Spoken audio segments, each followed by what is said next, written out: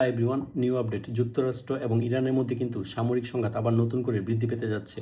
যুক্তরাষ্ট্রের president Donald Trump কিন্তু আজকে তুরস্কের রাজধানী আঙ্কারায় ন্যাটো সম্মেলনের ফাঁকে সাংবাদিকদের প্রশ্নের জবাবে বলেন, আমি ইরানের সঙ্গে আর নতুন করে কোনো চুক্তি করতে চাই না।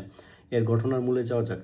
গত জুন মাসে কিন্তু ইরান এবং আমেরিকার মধ্যে সমঝোতা স্মারক চুক্তি বা সংক্ষেপে যেটাকে আমরা এমওইউ বা মেমোরেন্ডাম অফ আন্ডারস্ট্যান্ডিং বলে থাকি সেটি হয়েছিল। তো চুক্তির অন্যতম বিষয় ছিল যে হরমুজ প্রণালীতে কিন্তু অবাধে জাহাজ চলাচল করতে পারবে, বাণিজ্যিক জাহাজ চলাচল করতে পারবে, এতে কোনো বাধা থাকবে না। বাট ইরান কিন্তু সম্প্রতি 3টি জাহাজে, তেলবাহী জাহাজে পুনরায় আক্রমণ চালায়। এতে কিন্তু চটেছে মার্কিন প্রেসিডেন্ট ডোনাল্ড ট্রাম্প। তিনি বলেছেন যে তিনি ইরানের সঙ্গে আর কোনো চুক্তি করতে চান না, কারণ ইরান পূর্বের চুক্তিটি ভঙ্গ করেছেন। যেটা লক্ষ্য করা যাচ্ছে, হয়তো বিশ্ব বাণিজ্যতে নতুন করে একটি ধাক্কা আসতে যাচ্ছে, যেটা আমরা খুব শীঘ্রই লক্ষ্য করতে যাচ্ছি।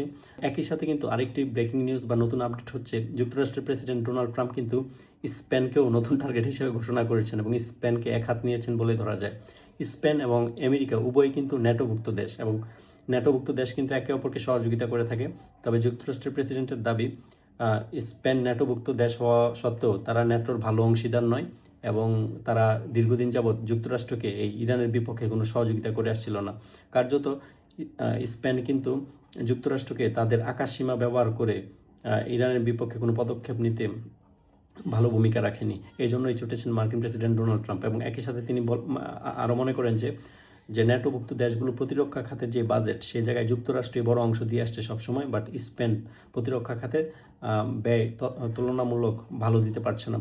এবং ওভারঅল তিনি ঘোষণা করেছেন যে স্পেনের সাথে তাদের সামনের বাণিজ্য কী হবে সেটা নিয়ে একটি বিস্ফোরক মন্তব্য করেছেন। তিনি বলেছেন যে স্পেনের সাথে তিনি বাণিজ্য অফ করে দেবেন টোটালি, যেটা স্পেনের জন্য একটি বড় ধাক্কা হতে পারে। এবং একই সাথে এটা স্পষ্ট হচ্ছে যে ন্যাটোভুক্ত দেশগুলোর মধ্যেও কিন্তু অন্তকন্দল দেখা যাচ্ছে। So that's all about today. পরবর্তী কোনো ভিডিওতে দেখা হবে।